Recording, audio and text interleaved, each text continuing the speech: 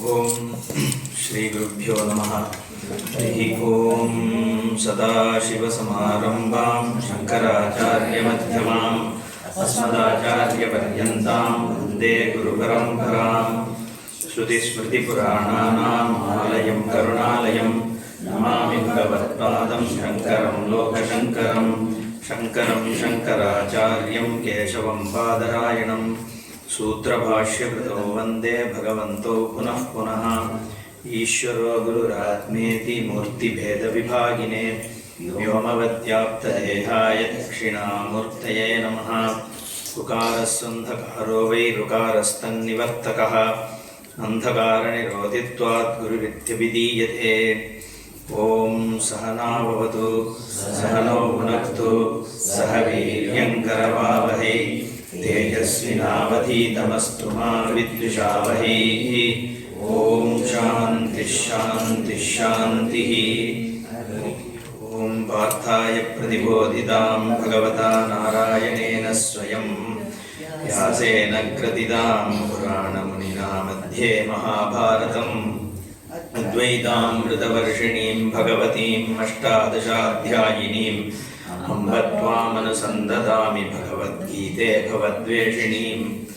नमोऽस्तु ते व्यासविशालबुद्धे पुल्लारविन्दायतपत्रनेत्र येन त्वया भारततैलपूर्णः प्रज्वालितो ज्ञानमयप्रदीपः प्रपन्नपारिजाताय स्तोत्रवेत्रैकपाणये ज्ञानमुद्राय कृष्णाय गीतामृतदुहे नमः। सर्वोपनिषदो गावो दोग्धा गोपालनन्दनः पार्थो वत्सस्सुधीर्भोक्ता दुग्धं गीतामृतं महत्। वसुदेवसुतं देवं कंसचाणूरमर्दनं देवकी परमानन्दं कृष्णं वन्दे जगद्गुरुं। द्रोणजयद्रथजला गान्धारनीलोत्पला शल्यग्राहवती कृपेण कर्णेन वेलाकुला अश्वत्थामविकर्णघोरमकरा दुर्योधनावर्तिनी सोत्तीर्णा खलु पाण्डवैरन्नदी कैवर्तककेशवः। आराशर्यवचः सरोजममलं गीतार्थगन्धोत्कटं नानाख्यानककेसरं हरिकथा सम्बोधनाबोधितं। लोके सज्जनषट्पदैर्हरः वेपीयमानं मुदा भूयाद्भारतपङ्कजं कलिमलप्रध्वंसिन श्रेयसे। मूकं करोति वाचालं पङ्गुं लङ्घयते गिरिं यत्कृपातमहं वन्दे परमानन्दमाधवं। यं ब्रह्मा वरुणेन्द्ररुद्रमरुतन्वन्ति दिव्यैस्तवैः वेदैः साङ्गपदक्रमोपनिषदैर्गायन्ति यं सामगाः। ध्यानावस्थिततद्गतेन मनसा पश्यन्ति यं योगिनः यस्यान्तं न विदुःसुराः सुरगणाः देवाय तस्मै नमः। So we'll chant from the first verse because some people wanted practice, right? So अतद्वितीयोऽध्यायः। Sanjay उवाच तं तथा कृपयाविष्टम् अश्रुपूर्णाकुलेक्षणम् विषीदन्तमिदं वाक्यम् उवाच मधुसूदनः। श्रीभगवानुवाच कुतस्त्वाकश्मलमिदं विषमे समुपस्थितम् अनार्यजुष्टमस्वर्ग्यम् अकीर्तिकरमर्जुन। क्लैब्यम् आस्मगमः पार्थ नैतत्त्वय्युपपद्यते। क्षुद्रं हृदय दौर्बल्यं त्यक्त्वोत्तिष्ठ परन्तप। अर्जुन उवाच कथं भीष्ममहं संख्ये द्रोणं च मधुसूदन। इषुभिः प्रतियोत्स्यामि पूजार्हावरिसूदन। गुरून् हत्वा हि महानुभावान् श्रेयो भोक्तुं वैक्ष्यमपीह लोके अत्वार्थकामांस्तु गुरूनिहैव भुञ्जीय भोगान् उदिरप्रदिग्धान् न चैतद्विद्मः कतरन्नो गरीयः यद्वा जयेम यदि वा नो जयेयुः यानेव हत्वा न जिजीविषामः तेव स्थिताः प्रमुखे धार्तराष्ट्राः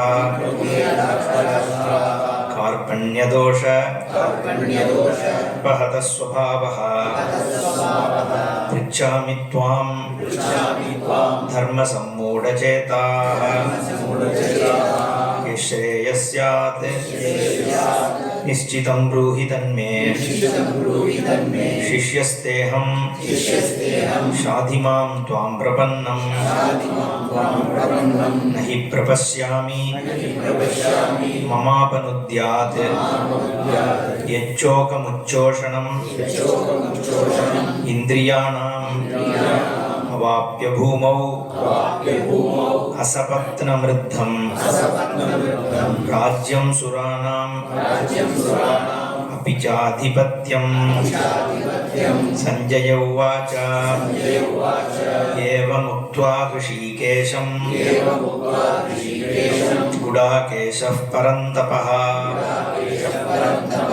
नयोत्स्य इति गोविन्दम् उक्त्वा तूष्णीं बभूवः.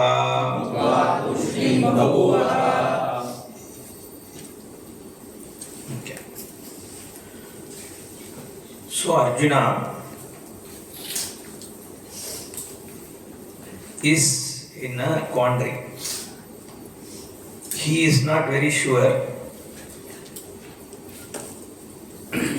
whether to wage the war and to kill his people is the right thing to do, because he is a Kshatriya, he has that dharma and the truth is on his side, or looking at the effect of what will come later in terms of, he spoke about in the first chapter, he speaks about how the dharma will go away and then he will feel guilty. So looking at that, should he not wage the war at all? So that is what he is confused about. And he asked Bhagavan for the Shreyo Marga, Shreyas. Shreyas is not to just give advice about the generally what you should do from a practicality perspective, but what will give him the highest. He wants to do an action in a way that it gives him the highest. Okay, that is the context. So Sanjaya concludes saying, Evamuktva Hrishikesham. Unto Hrishikesha, having said like this, Parantapaha Gudakeshaha Arjuna. Arjuna, what did he do? Nayotsya. Iti Uktva Tushnim Babuha. Nayotsya means I don't want to wage the war. So he basically is receding from the action. Tamuvacha Hrishikeshaha Prahasaniva Bharata Senayorubhayor Madhye Vishidantamidam Vachaha. So Bhagavan, he just smiles gently. That's what Sanjaya says. Okay, Prahasaniva. Okay, because he knows whole thing, right? He is seeing what is happening to Arjuna. So in his mind, what is going on is, so he is able to understand see, sometimes we know the solution and somebody asks the questions, we feel little funny, right? We give a smile and say, no, let's look at it this way. Because the person who is asking, he is in a big quandary, right? But me as a person who is answering, because I have the whole thing already, the scheme in my mind. So Krishna knows he is going to start a big lecture, right? So he just smiles and then he starts, okay. Senayor Ubayor Madhye Vishidantam Idam Vachaha Uvacha. He starts talking like this. This is how he introduces, okay. And how Bhagavan starts is amazing, right? he starts in a very dismissive tone. Okay, so let's see. Shri Bhagavan Uvacha Ashocyanan Vasochastvam Prajnavadamscha Bhashase Gatasu Nagatasumscha Manusochanti Panditaha. Okay, so he says Ashocyaha. So, shoka, we all know what shoka means, right? So he says, whatever you are worried about, they don't deserve that worry. Okay, na sochyaha. So, in fact, Arjuna would have been surprised to hear that, right? He spent almost 1.5 chapters crying about what is in front of him. And then Bhagavan starts saying that asochyaha. Okay. 1 second.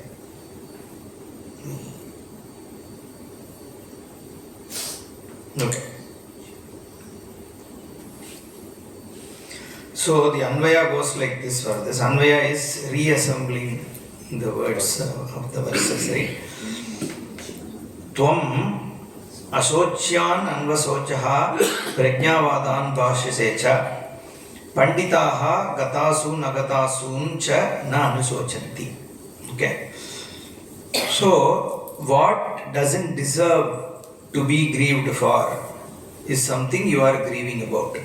Shochya means that deserve grief. Okay.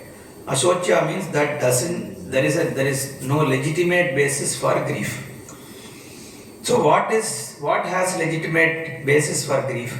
See, generally we know there are certain standards, right? Death means you have to send condolence. It doesn't matter whether the person was ailing for some time. It's all okay. So that is a legitimate grief. Everyone knows. And then similarly, somebody is getting married. It's a legitimate basis where you have to congratulate and all that.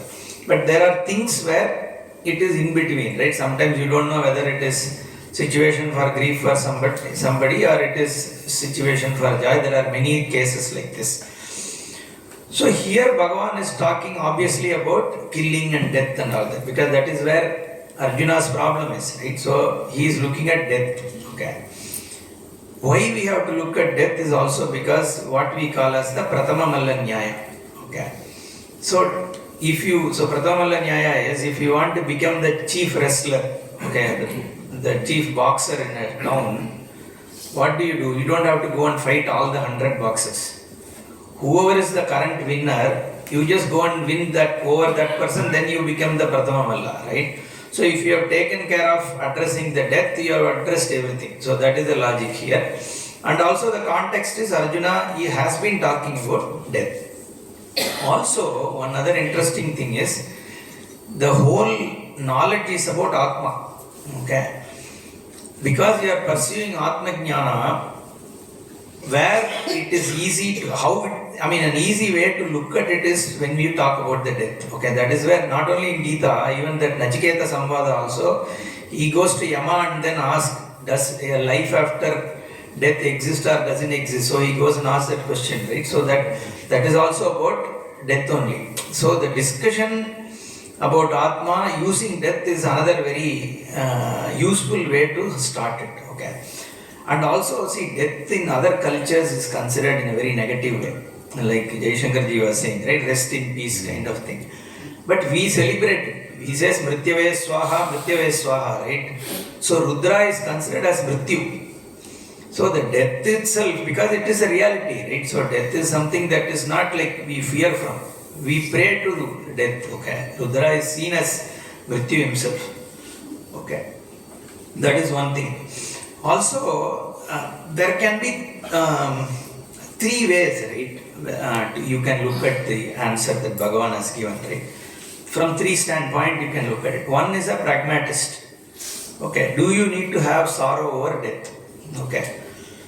So a sadness, does it really give you something? So in some of in Tamil, that Pattinatthar and all has written, right? Setta Pinathai Kandu Sava Pinangal Azhigindrana Kaan and all that. So it's a pragmatist way of looking at it. Just because you cry, ஆயிரம் ஆண்டுகள் அழுது புரண்டாலும் மாண்டார் வருவாரோ and all that, yes. So this is just to look at it purely from a pragmatist perspective, right? So just because you are going to be sad, the person is not going to come back. And also you are just going to continue your tomorrow, right? There is this Mashana Vairagya and Prasava Vairagya and all that we talk about, right? And just around few days after that we are sorrow, and then we continue as though we are going to be eternally there all the time, right? So there's one, that Yaksha Prajna, there's one Mahabharata, there's one question that it asks Yudhishthira, what is the biggest wonder in the world?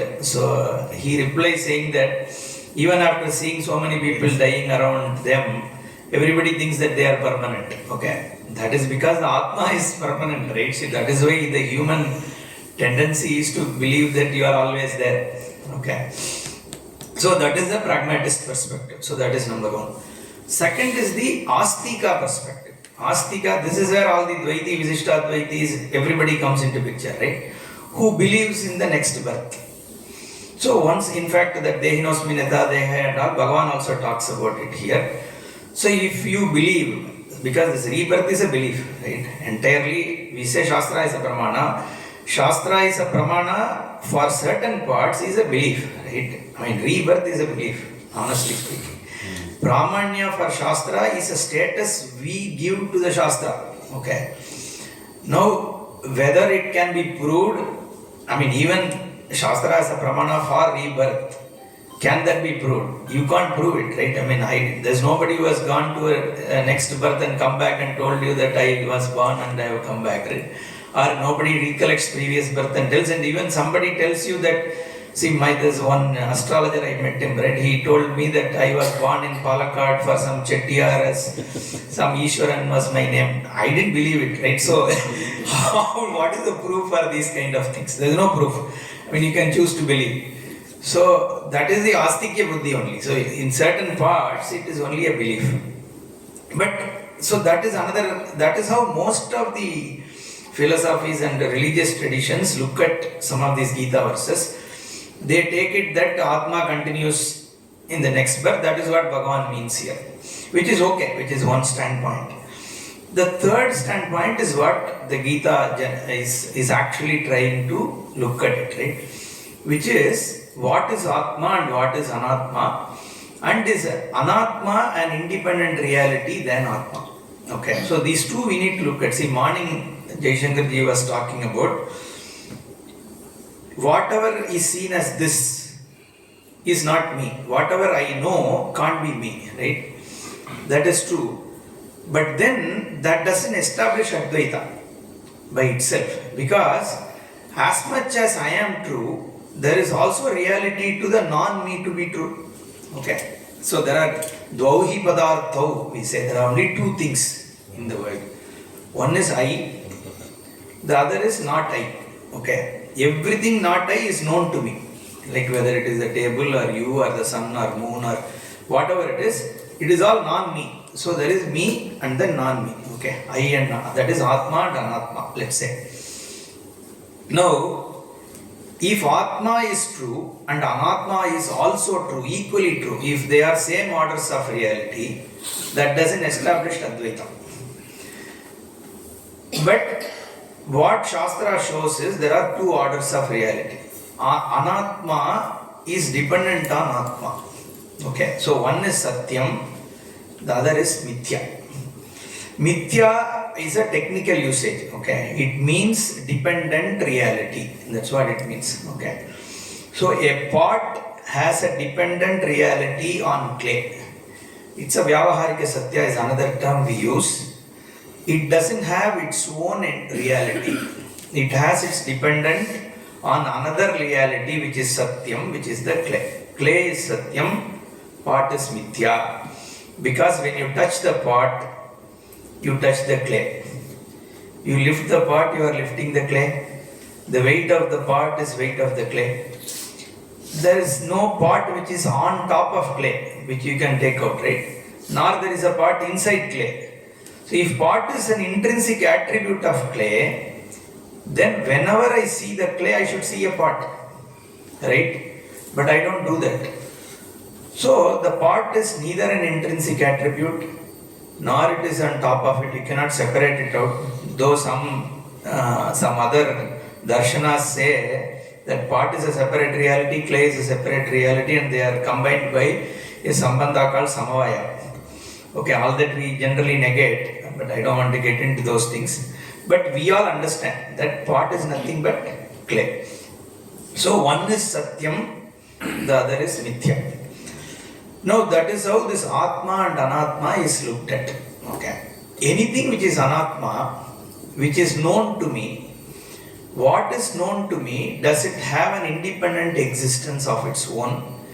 What is swatah prakasha, swaprakasham, what is swayam prakashate? So what is lighted up by me and what is self-illuminating? Okay. So I exist doesn't need a proof, but sun exists or a moon exists for me to say I need to exist. Okay, a conscious entity has to be there to even prove the existence of inertness. Okay, somebody was asking this question, right?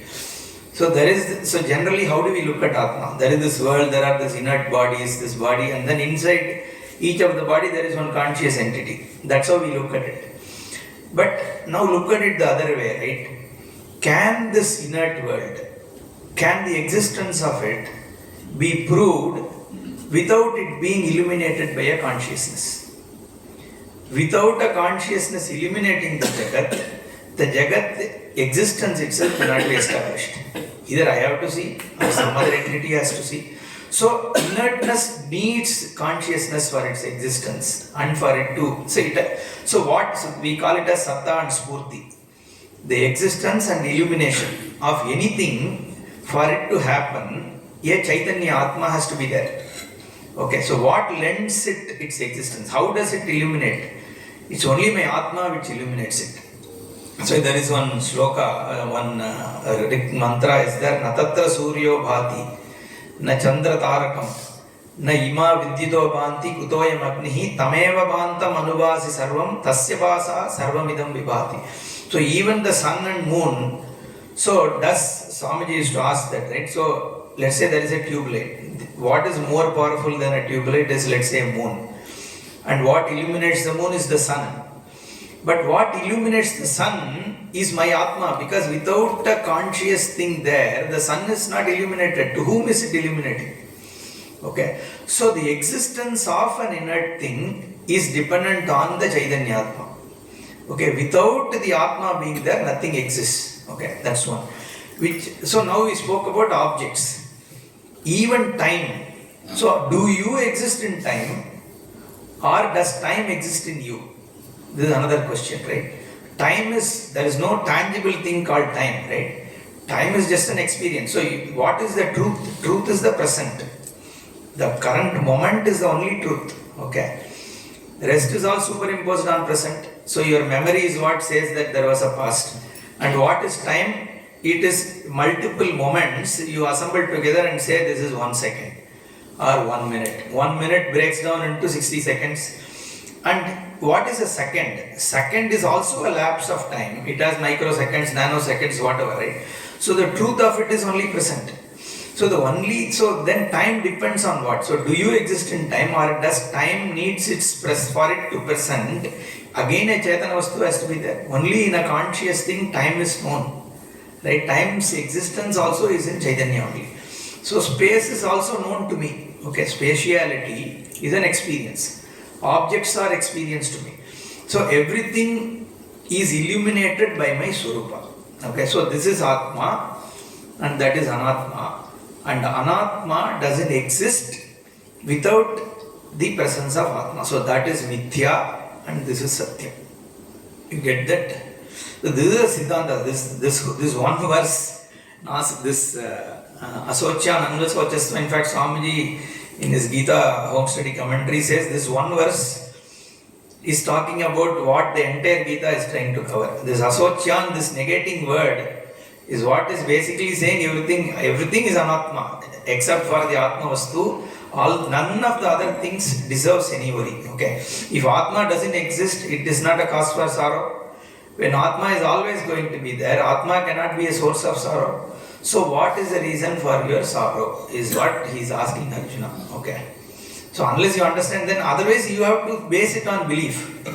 See, if you have to say, if Bhagavan were to say that you don't need to be in sorrow because you will be born again in the next birth, how do I trust the Bhagavan, right? Even if Bhagavan says, how do I know that I am going to be born again, right? In fact, how do I know the person standing in front of me is Bhagavan? Again, it is a faith only, no? It is belief. So, the only way you understand is if you yourself see through this whole thing, right? And that is what we call as jnana. And that is possible only if you are the Brahmavastu. Okay. If it is only about rebirth or pragmatism and all that, there is source of faith. But this is not faith. Okay. This, when I tell you this, at some point, okay, once you recognize this is a jnana which happens right here and now. Okay. We don't say you will become Brahman. That's not what Shastra is saying. Shastra is saying you are Brahman right here now, right? When you are seeing me, when there is duality, when I am talking, you are listening, when you have this body, when you are sleeping in the class, still you are Brahman only. So that's what it is. Okay, so this means you should be able to see it when it is taught at this time. You don't have to wait for a moment. Okay, for Brahman, because you are not going to become Brahman. It's only a question of the ignorance going away. And ignorance goes away, like Jaishankarji was saying in the other class, right? Atma is not totally unknown. Okay, it's not that I need to tell you that you exist. So you know you exist, but there are things in you which actually is not you, but you take it as yourself. Okay, and that confusion, in fact, Shankaracharya in his Adhyasa Bhashya, in Brahma Sutra, he addresses that. Okay, he says there is a confusion. What is the confusion? Whatever is known as this, I am not in a position. See, I should not be in a way to say that this is me. This is me can never be said, because me cannot be this. What is this can never be me, and what is me can never be this. So that is, he says, ahamidam mama idam iti naisargikoyam vyavahara. This is me is a commonly made sentence, right? I am fat, I am tall. Okay, and the tallness is something which is for the body, which is a this cognition. And this I, which cannot be equated to the this cognition, is clubbed together with this. That is what he spoke about as the anyonya adhyasa, itaretara adhyasa is. So you are superimposing this on I and I on this. Okay, that means what? There is a confusion on who you are. That's all. It establishes that. Now, that removing that confusion is what he is trying to address here. Okay. So, okay. Now, this Asocyan, it is, why does Bhagavan start with a negative word? Okay. Because what is now covering is what is a nivritti marga. What the nivritti and pravritti, these are two things, right? So the pravritti, like I think I covered in one of the earlier sessions, the Purva Bhaga of Karmakanda Veda talks about pravritti, which covers Kayikam, Manasam and Vachikam Karma. So you do, Kayikam is physical activity, right? Kayikam Karma. So you do puja, and you do yajna and all that, that's kayikam karma. Then vachikam is where you chant some mantras, Purusha Sukta and all that. Then manasam is your meditation and other things, right? Japa and all that. And generally in that, puja is considered, the kayikam is generally considered the highest. Okay, but people think meditation is the highest. But honestly it is a puja, because there your manas, vak, kayam, all three are involved. The total person is there. Okay, in meditation only your mind is involved. Whereas in Kayikam, this whole person is there. Your mind is there, your vak is there, your body is also there. So Rudram says, Ayam me hasto Bhagavan, Ayam me Bhagavattaraha. It says, my hand is Bhagavan. And it is even more than Bhagavan. Okay. because of this hand only I am able to get that Bhagavan. No? So which means I do the puja and that benefits me to gain that Bhagavan. Okay. So there is one story. There was one here in Tamil Nadu, people who don't know, right? So there used to be big fight between Vaishnavites and Shaivites in those days. So there was a Vaishnavite by name Kuratadvar. Okay. So there is Vaishnavites had lot of power for some time. Okay. So they were like ruling. So the kings were favoring them. They were ruling and all that. Then some Shaivites took over. So kings became Shaivites. So then the king called this Kuratadvar, and then it's all funny things what happened those days, right? So they asked him to write Shiva Parataram Nasti. Okay, like you have to write, accept that there is nothing greater than Shiva. Okay, so he was a mischievous guy, right? This Kuratadvar. So he wrote Asti Dronam Ataf Param. Okay, so what it means is the Shiva, he meant Shiva as Bhagavan, but Kuratadvar, so Shiva also means a measure with which they measure rice and all that. So called Marakal, Vadak or whatever, right, in Tamil. So he said Dronam is Marakal, which is a bigger measure. So he took it, there's Slesha Alangar, in Sanskrit. So he took Shiva instead of as Bhagavan, he took it as one measure. And then said another measure is bigger than this. Okay, so Asti Dronam Ataf Param. It is big. This measure is bigger than that measure. Okay. So for that, Kanchi Paramacharya, Shankaracharya, he gave an explanation. He said Kuratadvar seemed to be a big bhakta of Shiva because he took Slesha for Dronam also. Just like for Shiva, you can take a Slesha Alangaram and then say it is a measure. So what he said, Shiva means Lord Shiva only. Drona means Drona Pushpam. In Tamil, that Tumbaipu, right? That small white flower. It sits on top of Shiva, right? So, which means Asti Drona Matapara means there is always this flower on top of Shiva. Like that. So, why I was saying is he only in that talk, he talks about one of the talks, Kanji Acharya talks about. So, the hand which puts the flower on top is even higher. So that's why Ayam Me Asto Bhagavan Rudram says is what he says. Okay. I don't know why I went to that. But so this, I was talking I think about three things, Pravritti Marga, right? So this Kayikam Vachikam Manasam together is the best thing to do. So Karma Kanda talks about those three. Okay. Nivritti is where you distinguish Atma and Atma and then show what the Swarupa is. So which means basically Nivritti tries to move away things which you are not, which is Anatma, right? It is basically cutting that away from you. That's why this is being a Nivritti set of slokas. He starts with Asocyan. Shankara also gives this explanation, right? Asocyaha. So it's a Nivritti. Now the question is the person, it reduces primarily to, am I the doer? Okay, that is the question Bhagavan is asking. So, because Atma Jnanam is about what? Do you have doership? So, the doership is what leads to guilt and hurt. Okay, doership and enjoyership. These are two things we speak about. Kartrutvam, Bhoktrutvam. So, am I a Karta? Means, am I a doer? If I am the doer, then I can have guilt. Okay, it's primarily that, right? And also because my actions lead to, because there are situations, so I need to act. Now he is addressing Arjuna whether you are a doer. So Arjuna is a doer, but is Arjuna primarily is Atma, is it the doer? Okay, is the doership an essential quality of my Atma? Am I the doer? Or doership is only a momentary thing, or it is a superimposed thing on my Swarupa. So that is one. Then am I an enjoyer? Okay, enjoyer leads to the hurt.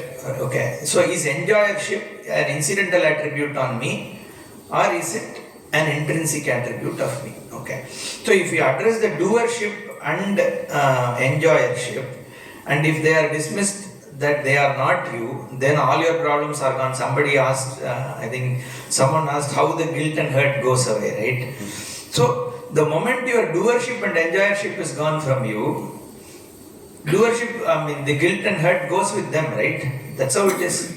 So, the Swamiji used to give one funny story, this thing, right? Analogy. When somebody becomes jnani, so does prarabdha goes first or sanchita goes first or agamya goes first? So which karma goes when? So he used to say, gives generally to tease because it's a close group, so it's okay. So he used to say when Abdullah had 10 wives and he dies away, who becomes the first widow? So everybody becomes the widow at the same time, right? Because the bhokta and the karta, when it is gone, what goes away first, right? The person who is holding all the karma itself is gone, right? There is no person. That is falsified. That is moksha. So you as an entity is eliminated, right? This is falsified. It's not eliminated. Eliminated means it existed first and then went away, right?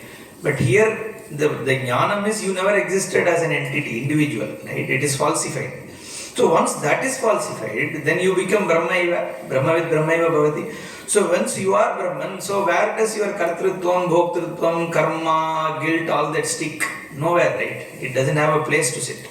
So that is moksha. So he is addressing the doership here. So whether there is doership in Atma. Okay, is Atma really the doer?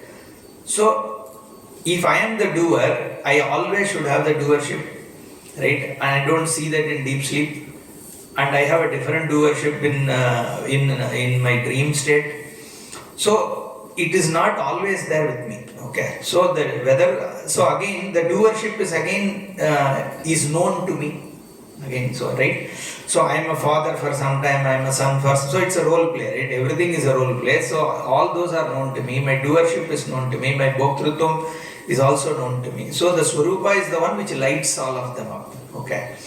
And that is a nirguna niravayava Swarupa, because it doesn't have its own attribute, it doesn't have its own guna, it is the one which is the conscious, the pure consciousness itself is what I am, because everything else which is an act. So what is a guna, right?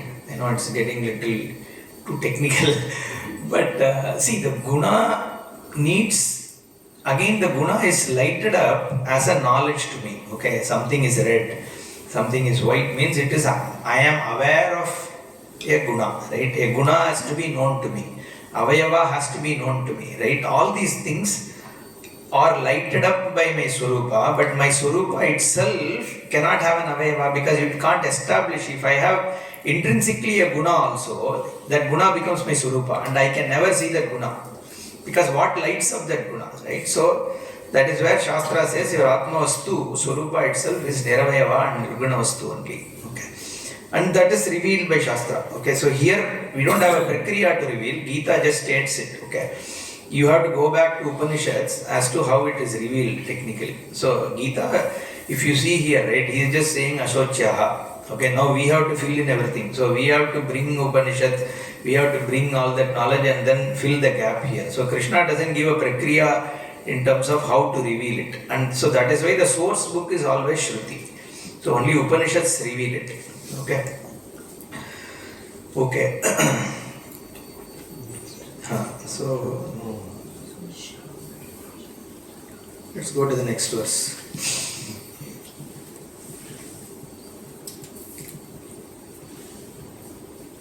Okay, Asocyan, so we haven't finished it, right? Asocyan, Anga Sochaha Tvam. Okay, so what need not be cause for sorrow, you are worried about. Okay, and we just discussed why that is, right? But he also teases Arjuna saying that Prajnavadamscha Bhashase. So you are talking like a wise man, because you spoke about dharma, what will happen to the world, Guru Nahatvahi Mahanvan, he says, and then when the dharma nashte Kulam Krishnam, all those things he speaks about, a lot of regarding dharma and all that. So he has certain grasp of what dharma is.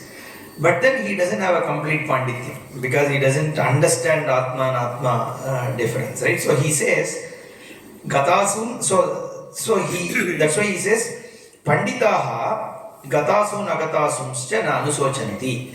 So he indirectly saying, Arjuna, you are not a Pandita now, okay? Because Panditas generally don't grieve for that. These things means if you don't want to grieve, you become a Pandita. Okay, that's what it means. What is Pandita? Shankara explains it. Panda means Atmajnana. Okay, Panda asya asti. Iti Panditaha. So the one who has Atmajnana, that person won't grieve for these things because he understands what is Atma and what is Anatma. Okay. Let's move to the next verse. Natvevaham jatu nasam Natvam neme janadhipaha Nachaiva na bhavishyamaha Sarve vayamatah param. I will tell the Anvaya for people who know Sanskrit.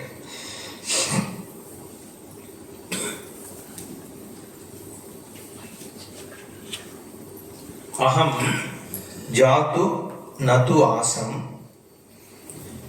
nayeva tvam na asihi na ime janadhipaha na asanne na atah param sarve vayam na bhavishyamaha cha nayeva. So here literally this verse says that there was never a time when I did not exist. There was never a time when you did not exist. And there was never a time when all these kings did not exist. Nor will there be any time when all of us won't exist. Okay. Now here is Bhagavan is dismissing, he is shifting his discussion to Atma only again. And he is dismissing the time-boundedness of life. Okay. Of at least Atma. I wouldn't say life. Okay. Because again Arjuna is looking for Param Shreyas, right? So again Dvaitis and others will look at it as I was born, then next birth and all that, right? So that is how they interpret. But here actually Shankaracharya makes a very interesting observation. I'll quote verbatim. He says, Natvevaham jatanasam. Okay, so it's very interesting bhashya here. See, he says, there's one line, Deha Veda Anuvritya Bahuvachanam Na Atma Bheda Aviprayena. Okay, this is a brilliant statement here. Even though Bhagavan here is saying that there was never a time that all of us never existed, and there will never be a time when all of us will not exist. Does that mean me as this Jiva always existed, Krishna as an entity always was there, you as an entity will always be there as a Jiva? Or does it mean there is only one Atma? Okay, so Shankaracharya says, only from Upadhi Drishti there are manyness, but Vastu Drishtya there is only one. So it is, what this sloka actually means is there is only one thing that exists. Okay. The Bheda is in terms of all this Upadhi. What is Upadhi? See here, Deha Upadhi, body, mind, sense complex. But generally we take Avidya as the Mula reason, right? Each Jiva is nothing but the source of Jivatvam is Avidya. So that is why the Samsara Nivritti. What is Samsara? Samsara is becoming. Okay, you are always wanting to become something, keep changing, keep running after things, right? Being dissatisfied. What is a human life? All the time you are dissatisfied, running after something. That is Samyak Sarati. It just keeps you, it's like you are like a football being kicked around, right, all the time. So going from one post to the other and always being kicked by your own senses, the situations around you, the whole life, it is all about we being tossed around here and there, right? That is samsara. Now what is the cause for samsara is only avidya. Okay, we talk about punya, papa and all that. But samulam, so Shankaracharya says, the samulam nivritti. So if we have to completely root it out, along with the root, like you were saying in the other session, you have to chip off the root, right? And the root is avidya only. From avidya only ahankara comes, then your identity, then kama karma, and then the whole worldly experiences go on, right? So that is what he is addressing here. So that's why Bhashikara said the difference is only in terms of upadhi but not in surupa. Surupataha, all that is here is only one. Okay. He gives another example. This I found in Swamiji's thing. Another way to look at this, right, is let's say there is a pot space. There is a space inside a pot. Okay. Now, when the pot goes away, this pot space has merged with the larger space, is what we say. Is that true? Right? Did the pot space merge with the larger space? Or was pot already was inside the space only, right? So even though we say there is a space inside the pot, it is actually the pot that is inside space. Space is that which accommodates everything. So the pot is inside the space, and then we see spaces inside the pot. So like that, this upadhi, right, whether it is body, mind, sense complex or the world, we think that Atma is inside this body, inside this world. But then this body and the world itself is inside the Brahmavastu Atma only, because like I said, without Atma illuminating it, they don't exist. For the world to exist, a Chaitanyam has to be there. That is where this Visishtadvaita, and we have a Veda. Okay. They say, what does Visishtadvaita say? They say there is one Sriman Narayana who is both conscious and inert put together. Okay. That's what it is. So Savishesha, it is called Savishesha Advaita. Okay, that is Visishtadvaita. So along with Visheshna attributes, there is an Advaya Bhagavan. Okay, and that Bhagavan is Sriman Narayana. Again, for them, moksha is you have to pray to him and go to Vaikuntha. Okay, so that's that. So we don't accept a lot of those things. But even the basic thing, saying that inert and consciousness together is Sriman Narayana. There is the problem. There is the question. Can inert exist? The same thing that I spoke a little bit earlier about. Can inertness exist without it being lighted up by my awareness? Unless, see what, so this mic exists when I say, okay. So how do I know mic exists? I see a black color, I see this shape, I touch it. So my senses are giving me, my eyes are giving me a color, my sense of touch is giving me a touch, right? And then, so if I taste it, there is a taste. So my senses are giving me an experience of a mic. So the mic's existence is dependent on my senses, and my senses are dependent on my Atmavastu to eliminate it. So my Atmavastu is eliminating all the experiences that I am having. So mic is one Upalakshana, right? The mic is same as sun or moon or whatever, right? We just picked one random object. So every experience has to be illuminated by my Swarupa. And in fact we say it is pervaded by my Swarupa only. That it is just like how the pot exists within the space, though we think space exists within the pot. In Atma Bodha also there is one brilliant example that is given as cloud. Somebody says cloud is hiding the sun. Okay. But the cloud itself we are seeing because of sun, right? Otherwise how can you say that cloud is hiding the sun? So the Ajnana itself is known to you because of your Atmavastu. So you know you are ignorant, right? Your ignorance is also lighted up by your Swarupa. Your knowledge is lighted up by your Swarupa. Your ignorance also is lighted up by your Swarupa only. Okay. So whether it is, so that's what they say, the sun illuminates everything except for the shadow. Everything else is illuminated by the sun, right? Similarly, the Atmavastu illuminates everything. Okay. Okay. So let's go to the next one. So, just literal meaning we have seen, right? Natu eva aham jatu nasam natvam na ime janadibaha nachaiva na bhavishyamaha sarve vayam atah param. So he says we never were non-existent, either me or you or the kings here, nor we will not exist anytime. That means he is knocking away time. Okay, is basically he didn't say that we will always exist. He is saying there will not be a time when we don't exist, right? Which is essentially saying Atma is beyond time. See, there is the eternity always means it is not long time. Okay, see, long time also ends.